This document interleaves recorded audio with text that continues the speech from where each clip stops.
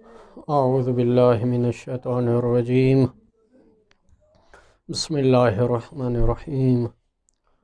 الحمد للہ رب العالمین والصلاة والسلام علی خیر خلقہ محمد وآلہ الطیبین واللعنۃ الدائمۃ علی اعدائہم اجمعین اما بعد فصل قد عرفت حجیت ظہور الکلام فی تعیین المرام فإن أحرز بالقطع وأن المفهوم منه جزما بحسب متفاهم أهل العرف هو ذا فلا كلام وإلا فإن كان لأجل احتمال وجود قرینۃ۔ حوزہ علمیہ نجف اشرف میں طلاب کرام کے لیے جو امتحان ہو رہا ہے، کفایت الاصول جلد دوم امر ثالث سے ہم نے بھی شروع کیا تھا درس امر ثالث سے۔ ابھی ہم حجیت ظہور کی بحث امارات میں پڑھ رہے ہیں۔ مصنف فرماتے ہیں فصل میں کہ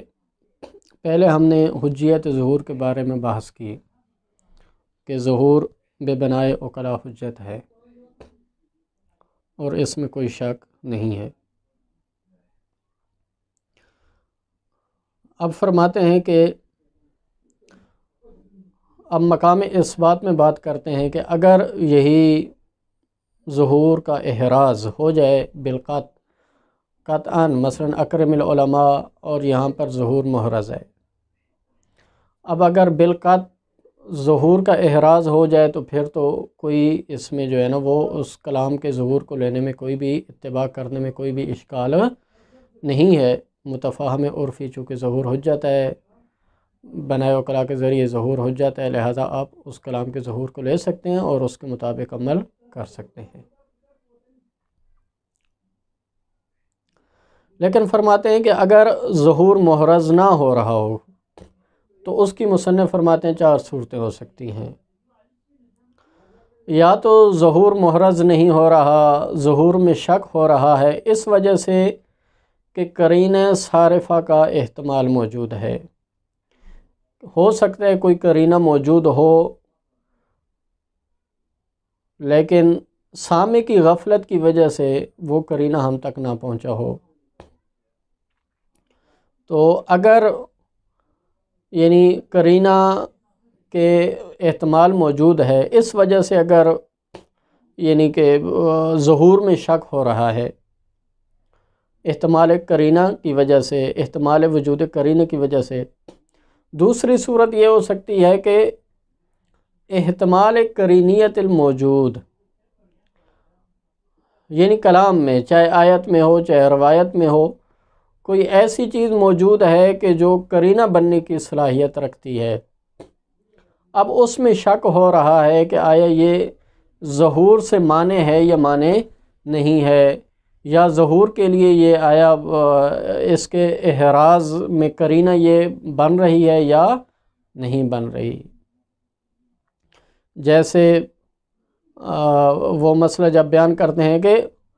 یعنی عقیب الحاضر امر آ جائے تو آیا حاضر یہ قرینہ بن رہا ہے یا نہیں بن رہا،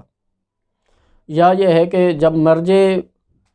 ایک ہو اور ضمیر آگے متعدد ہوں تو وہاں پر یہ ہے کہ آیا ضمیر کا مرجع زیادہ ہوں اور ضمیر بعد میں ایک ہو تو وہاں پر یہ ہے کہ ضمیر کا مرجع کیا ہے، اس حوالے سے مثلا آیا وہ قرینہ بن رہی ہے یا نہیں بن رہی۔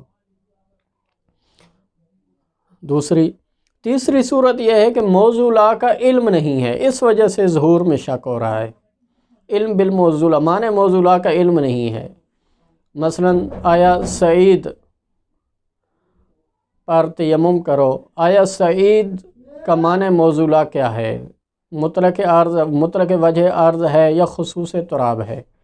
اس وجہ سے شک۔ اور تیسری آگے جو ہے نا چوتھی اس کی صورت یہ بن سکتی ہے کہ قول لغوی، یعنی قول لغوی آیا حجت ہے ظہور کے لیے یا حجت نہیں ہے۔ تو یہ چار صورتیں اب یہاں پر علیحدہ علیحدہ احکام مصنف بیان کرتے ہیں۔ پہلی صورت میں اگر احتمال وجود قرینہ ہو یعنی احتمال ہو کہ قرینہ موجود ہے، سامع کی غفلت کی وجہ سے ہم تک نہیں پہنچا، کلام کے ساتھ متصل تھا۔ تو مصنف فرماتے ہیں کہ یہاں پر یہ ہے کہ اصالت ہم جاری کریں گے، اصالہ عدم قرینہ، بالفاظ دیگر یعنی ہم یہ اصل جاری کریں گے کہ احتمال کی پرواہ نہیں کرنی، عدم اعتناء احتمال کی ہم نے پرواہ نہیں کرنی، اور ظہور کو ہم نے لے لینا ہے، ابتدا ہی سے ہم نے ظہور کو لے لینا ہے، یعنی ابتداً ہی ہم عدم اعتناء احتمال جاری کریں گے اصل، اور اس وجہ سے ہم جو ہے نا وہ یعنی احتمال کی ہم پرواہ نہیں کریں گے اور ہم ظہور کو لے لیں گے۔ اس ظہور کو مصنف نے ظہور اللولائی کا نام دیا ہے، یعنی اگر یہ نہ ہوتا، احتمال نہ ہوتا، تو کس معنی میں ظہور ہونا تھا کلام کا، لہٰذا ہم نے جو ہے نا اسی ظہور کو لے لینا ہے ابتداً۔ لیکن پھر فرماتے ہیں کہ یہ ہے مصنف کے نزدیک، لیکن پھر آگے فرماتے ہیں کہ جس طرح علامہ شیخ انصاری کے نزدیک ہے کہ ابتداً ہم ظہور کو نہیں لے سکتے، بلکہ پہلے اصالت عدم قرینہ جاری کریں گے، اس اصل کو جاری کرنے کے بعد ظہور کو محرز کریں گے، اس وقت ظہور کی حجیت کو ہم لیں گے، یعنی بعد البناء علی عدمہا، اصالت عدم قرینہ جاری کرنے کے بعد ظہور کو محرز کریں گے، اس کے بعد ہم ظہور کو لیں گے، نہ یہ ہے کہ ابتداً ہی ہم احتمال کی پرواہ نہ کرتے ہوئے ظہور کو ہم لے لیں گے، ایسی بات نہیں ہے۔ یہ پہلی صورت۔ دوسری صورت یہ تھی کہ احتمال قرینیت الموجود، کہ جو چیز موجود ہے کلام میں اس کے قرینہ بننے کی صلاحیت اس میں ہے یا نہیں ہے، یہ احتمال موجود ہے۔ تو یہاں پر مصنف یہ فرماتے ہیں کہ اگر اس وجہ سے بھی ہو تو مصنف یہاں پر فرماتے ہیں کہ اگرچہ ایک مبنی یہ ہے، ایک قول یہ ہے، جس طرح سید مرتضیٰ کی طرف نسبت دی گئی ہے، ایسے احتمال میں کہ جب قرینیت الموجود میں احتمال ہو، جو چیز کلام میں موجود ہے آیا وہ قرینہ بننے کی صلاحیت رکھتی ہے یا نہیں رکھتی، تو اس وقت سید مرتضیٰ فرماتے ہیں، علم الہدیٰ فرماتے ہیں کہ مثلا جب حقیقت اور مجاز میں شک ہو رہا ہو اور کلام میں کوئی ایسا قرینہ موجود ہو کہ جو مجاز پر قرینہ بننے کی صلاحیت رکھتا ہو، تو علم الہدیٰ سید مرتضیٰ فرماتے ہیں کہ اصالت الحقیقت چونکہ من باب تعبد حجت ہے،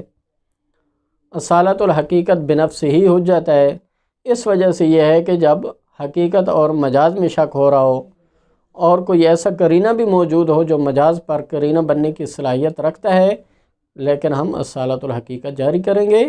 اور ہم اس ظہور کو، کلام کو اپنے حقیقی معنی پر حمل کریں گے۔ لیکن مصنف فرماتے ہیں کہ یہ بات ہمارے نزدیک صحیح نہیں ہے، بلکہ ایسی صورت میں اس کے ساتھ مجمل والا معاملہ کیا جائے گا، کیونکہ اصالت الحقیقت پر بنا اس وقت رکھ سکتے ہیں کہ پہلے ظہور تو محرز ہو، جب ظہور محرز ہو اور پھر خلاف کا احتمال ہو تب جو ہے وہ اس اصالت الحقیقت کو لیا جاتا ہے، نہ یہ ہے کہ موضوع کی تعیین میں کہ آیا یہاں پر اس لفظ کا یہ معنی مراد ہے یا مجازی معنی،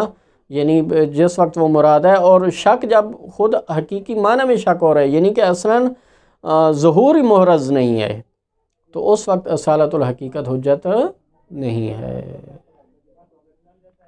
یعنی اصالت الحقیقت بنفسی اس وقت حجت ہوتی ہے کہ جس وقت ظہور محرز ہو جائے، پھر شک ہو رہا ہو کہ آیا متکلم نے حقیقی معنی مراد لیا ہے یا مجازی معنی مراد لیا ہے، تو اس وقت یہ اصالت الحقیقت کو لیا جاتا ہے، نہ یہ ہے کہ جس وقت اصل ظہور ہی محرز نہیں ہے اور جو ہے کوئی ایسا قرینہ موجود ہے کہ جو مجاز پر قرینہ بننے کی صلاحیت رکھتا ہے تو یہاں پر مجمل والا معاملہ ہوگا۔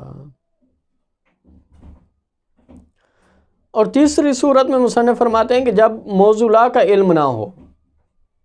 چاہے لغوی طور پہ ہو چاہے عرفی طور پہ ہو، جب موضوع لا کا علم نہیں ہے اس وجہ سے ظہور میں شک ہو رہا ہو،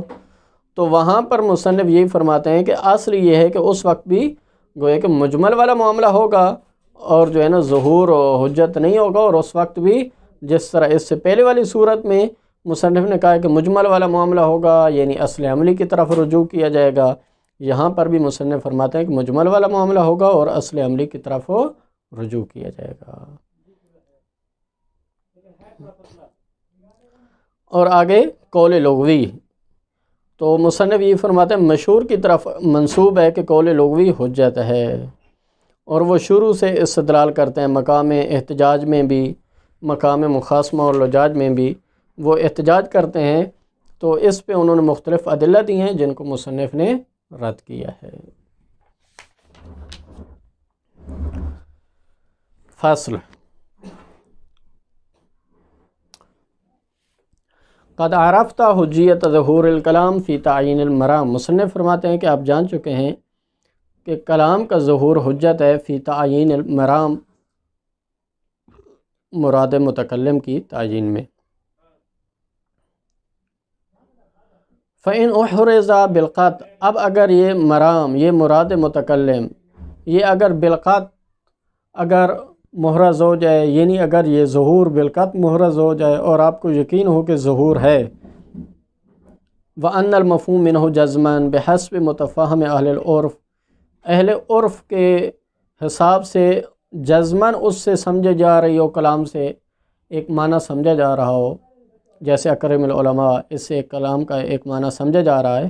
تو فرماتے ہیں ہو دا، وہی فلاں معنی جس میں جو سمجھا جا رہا ہے کلام سے اسی میں حجت ہوگا، فلا کلام، یہاں پر کوئی کلام نہیں ہے۔ وَإِلَّا، یعنی اگر محرز نہ ہو، احراز معنی نہ ہو اور کلام کا معنی محرز نہ ہو، ظہور مجمل ہو جائے، ظہور میں شک ہو جائے، تو مصنف فرماتے ہیں فَإِنْ كَانَ لِأَجَلِ احتمال وجود قرینۃ، اگر یہاں پر برخلاف قرینہ کے موجود ہونے کا احتمال ہونے کی وجہ سے ظہور میں شک ہو رہا ہو،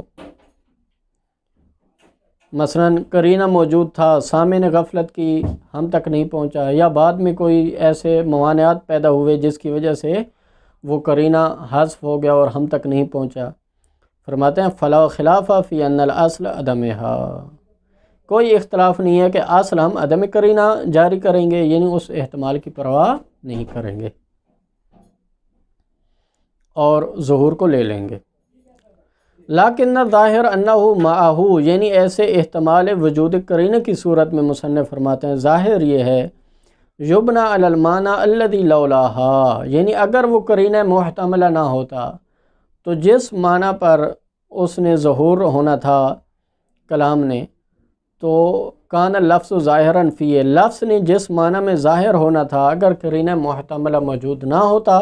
تو مصنف فرماتے ہیں کہ اس احتمال کی پرواہ نہ کرتے ہوئے ابتداءً اسی ظہور کو لے لیا جائے گا۔ ابتداءً کا تعلق ہے یبنا کے ساتھ، یعنی لیکن ظاہر انہ معہو، اس احتمال کی صورت میں ظاہر یہ ہے کہ یبنا بنا رکھی جائے گی، ابتداءً بنا رکھی جائے گی، یعنی احتمال کی پرواہ نہیں کریں گے اور ابتداءً ہی اسی ہم ظہور کو لے لیں گے، اس کو کہتے ہیں ظہور لولائی کا مصنف نے نام دیا ہے۔ اللہ، مگر یہ فرماتے ہیں کہ نہیں، ابتداءً ہم ظہور کو نہیں لیں گے، انہ یبنا علیہ بعد البناء علی عدمہا، بلکہ پہلے ہم اصالہ عدم قرینہ جاری کریں گے، اصالہ عدم قرینہ جاری کر کے ظہور کو محرز کریں گے، اس کے بعد ہم اس ظہور کی حجیت کو لیں گے، ہم یہ کہیں گے یہ ظہور اب ہمارے لیے حجت ہے۔ تو یہی فرماتے ہیں کہ یبنا علیہ اس معنی پر بنا رکھی جائے گی بعد البناء علی عدمہا، عدم اصالہ عدم قرینہ جاری کرنے کے بعد۔ کمال یخفا ففہم، تو گویا کہ اس صورت میں یعنی مصنف نے ظہور کو قبول کیا ہے اور کلام کو مجمل نہیں کہا، یعنی اصل عملی کی طرف رجوع نہیں کیا جائے گا، کلام مجمل نہیں ہوگی بلکہ احتمال کی پرواہ نہیں کریں گے اور ہم ظہور کو لے لیں گے۔ منتہا اس میں اختلاف ہے، یعنی مصنف کے نزدیک ابتداً ہم اس ظہور کو لے لیں گے اور شیخ اعظم کے نزدیک پہلے اصالت عدم قرینہ جاری کریں گے، اس کے بعد ظہور کو لیں گے۔ وَإِنْ كَانَ الْاحْتِمَالِ قَرِینِیَّۃِ الْمَوْجُودِ، فرماتے ہیں دوسری صورت، اگر موجود جو کلام میں موجود ہے اس کے قرینے ہونے کا احتمال ہو، یعنی احتمال یہ ہو کہ یا یہ چیز جو موجود ہے یہ قرینہ بننے کی صلاحیت رکھتی ہے یا نہیں رکھتی۔ فَهُوَ وَإِنْ لَمْ يَكُنْ بِخَالٍ عَنِ الْإِشْكَالِ، مصنف فرماتے ہیں کہ اگرچہ یہ بھی اشکال سے خالی نہیں ہے، یعنی یہاں پر کلام مجمل ہو جائے گی اور ظہور کو نہیں لیا جائے گا، بناءً علی حجیت اصالت الحقیقت من باب التعبد، یعنی اس قول کی بنیاد پر، اس بنا پر، اس مبنا پر کہ جو من باب التعبد اور بنفس ہی اصالت الحقیقت کو حجت قرار دیتے ہیں، اس صورت میں بھی یہ کلام اشکال سے خالی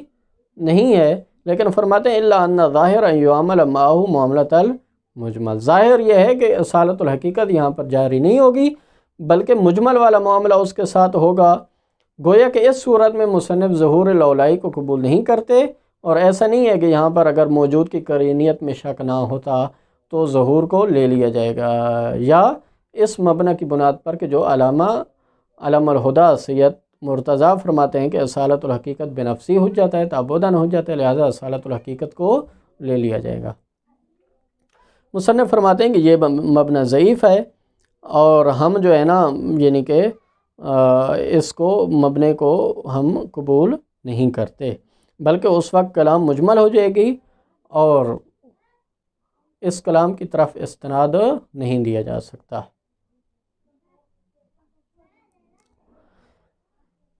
تیسری صورت تو لہذا اس وقت اصول عملیہ کی طرف رجوع کیا جائے گا، اصل عملی کی طرف رجوع کیا جائے گا۔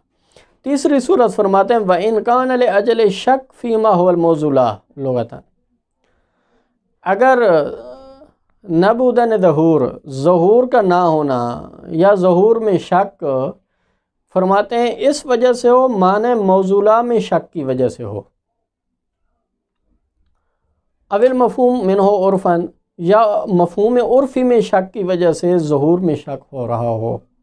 اس صورت میں یعنی موضوع کا علم نہ ہو۔ اس سے البتہ ایک اشعار ملتا ہے مصنف کی عبارت سے کہ اگر موضوع کا علم ہو تو اس کا مطلب ہے کہ وہ جو ہے نا پھر ظہور منعقد ہو جائے گا، پھر اس ظہور کو لے لیا جائے گا، جبکہ آگے مصنف خود کہہ رہے ہیں کہ قول لغوی حجت نہیں ہے۔ بہرحال فرماتے ہیں کہ اگر موضوع کا علم نہ ہونے کی وجہ سے شک ہو رہا ہو، فَالْأَصْلُ يَقْتَضِي عَدَمُ حُجِّیَّتِ الظَّنِّ فِیہِ، تو اب یہ ہے کہ اگر کسی معنی کا آپ کو ظن ہو کہ یہی معنی موضوع ہے اس کا، مثلا سعید کا لفظ آیا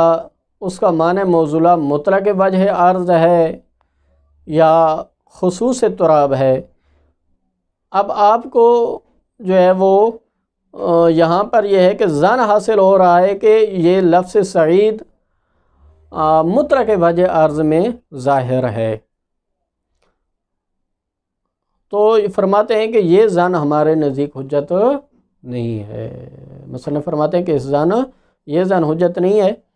فَإِنَّهُ ظَنٌّ فِي أَنَّهُ ظَاہِرٌ، کیونکہ یہ ظہور میں ظن ہے، مثلا ظن اس کا ہے کہ یہ معنی لفظ سعید یہ مطلق وجہ عرض میں ظاہر ہے،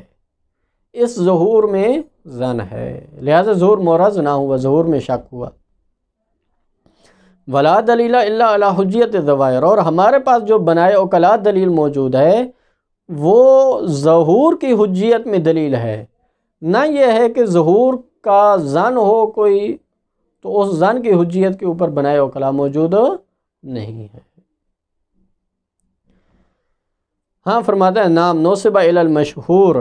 مشہور کی طرف نسبت دی گئی ہے کہ حجیت و قول لغوی حجت ہے، بالخصوص حجت ہے، یعنی اسباب ظن خاص قول لغوی حجت ہے۔ فی تعیین الاوضاع معنی موضوعہ کی تعیین میں، واستدل لهم باتفاق العلماء انہوں نے جو دلیل قائم کی ہے قول لغوی کے حجیت ہونے پر، فرماتے ہیں کہ وہ اتفاق علماء کو دلیل قرار دیا کہ تمام علماء کا اتفاق ہے کہ قول لغوی حجت ہے۔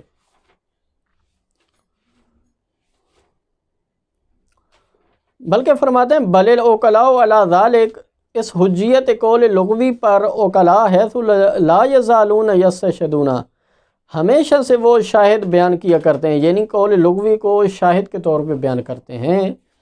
بقولہ فی مقام الاحتجاج، یعنی اسی قول لغوی کو شاہد کے طور پہ بیان کرتے ہیں مقام احتجاج میں، بلا انکار من احد، جبکہ کوئی بھی انکار نہیں کرتا، ولو مع المخاصمت واللجاج، اگرچہ مخاصمت اور لجاج کا مقام ہی کیوں نہ ہو، جہاں پر دو فریق آمنے سامنے ہو تو وہاں پر ایک فریق گویا کہ شہادت کے طور پہ قول لغوی کو بیان کرتا ہے اور کوئی بھی اس کا انکار نہیں کرتا۔ وان بعض دعوی اجماع علی ذلک، اور بعض کی طرف سے اجماع کا دعویٰ ہے اس قول لغوی کی حجیت پر۔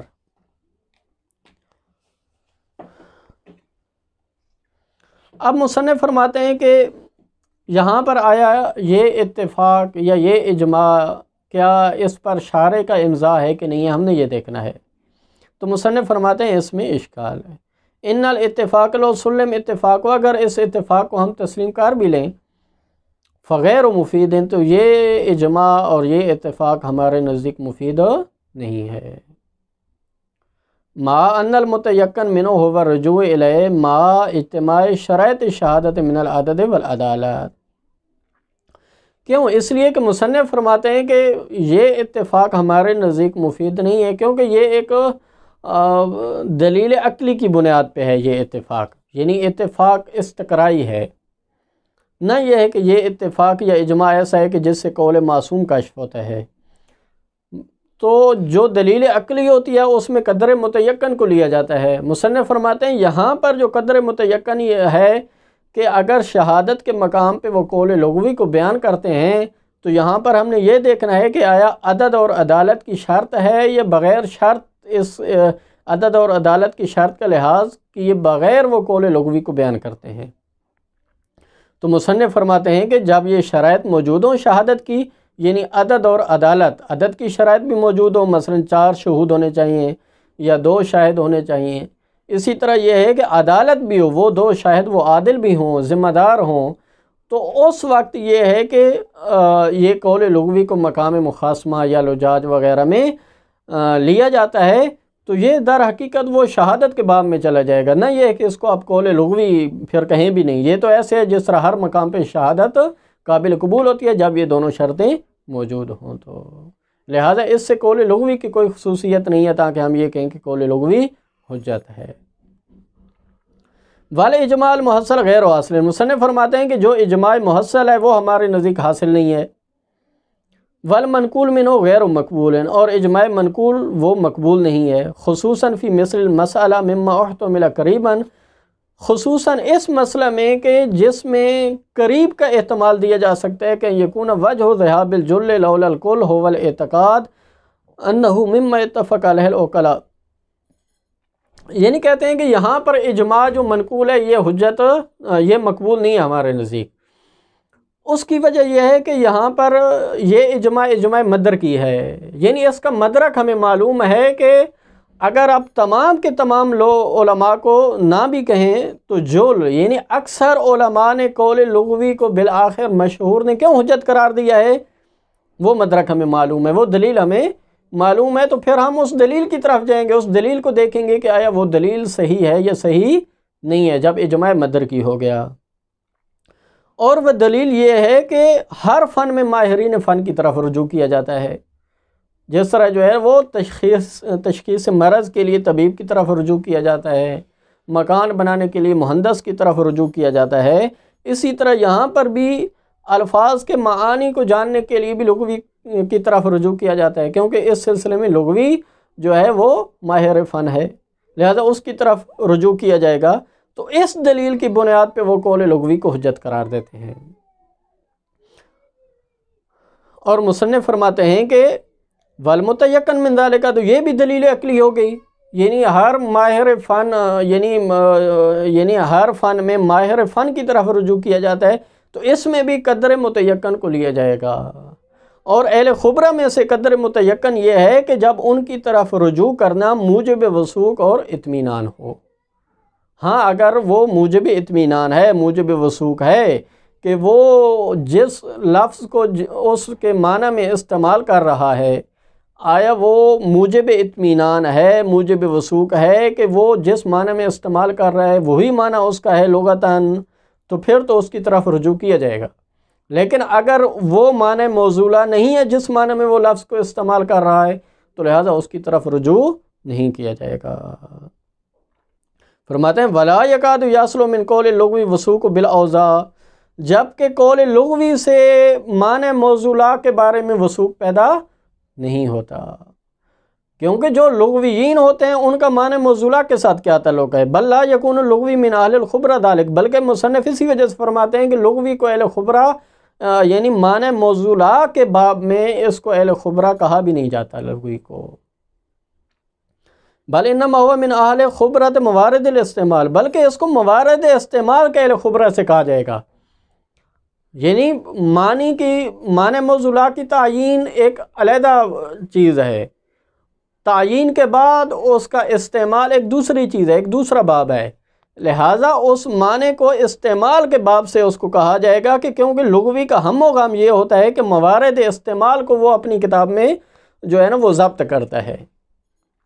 اسی وجہ سے مصنف فرماتے ہیں کہ یعنی کہ کہاں اس کے کیا کیا معنی ہے، فلاں جو ہے نا حقیقت ہے، فلاں مجاز ہے، یعنی کہ اس طرح کہ وہ فقط معانی کو ضبط کرتا ہے۔ باقی یہ ہے کہ آیا وہ اس نے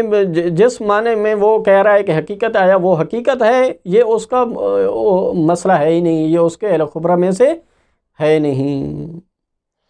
تو لہٰذا مصنف یہ فرماتے ہیں کہ وَلَا يَكَادُ يَصْلُ مِنْ قَوْلِ اللُّغْوِ وَثُوقٌ بِالْأَوْضَاعِ، لغوی کے قول سے معنی موصولہ کا وثوق پیدا نہیں ہوتا ہے۔ بل لا یکون اللغوی من اہل خبرہ ذالک، بلکہ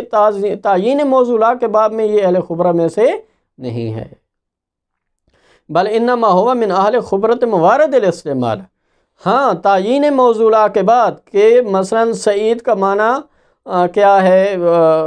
معنی موصولہ کیا ہے، وہ ایک الگ بات ہے، پھر موارد استعمال کا باب میں آپ اس کو لے جائیں لغوی کو، تو یہ اہل خبرہ میں سے ہے اس سلسلے میں۔ بداہت انہ ہمہ ضبط موارد ہی، کیونکہ اس کا ہم و غم معنی کے استعمال کے جو موارد ہیں ان کو ضبط کرنا ہوتا ہے۔ اسی وجہ سے جو لغویین ہیں وہ مثلا ایک لفظ اگر بالفرض 5 معنی میں استعمال ہو رہا ہے تو وہ 5 کے 5 معنی اپنی کتاب میں لکھ دیں گے، بس وہ انہوں نے صرف یہ دیکھنا ہے کہ ان 5 معنی میں لفظ استعمال ہو رہا ہے، باقی اس نے یہ نہیں دیکھنا کہ ان 5 میں سے کس میں حقیقتاً استعمال ہو رہا ہے، کس میں مجازاً استعمال ہو رہا ہے، یہ اس کا کام نہیں ہے۔ لا تعین ان ایم منہا ما کان لفظ فی حقیقتاً و مجازاً، نہ یہ ہے کہ ان میں سے مثلا کون سا حقیقت ہے کون سا مجاز ہے۔ وصلی اللہ علی محمد وعلی محمد۔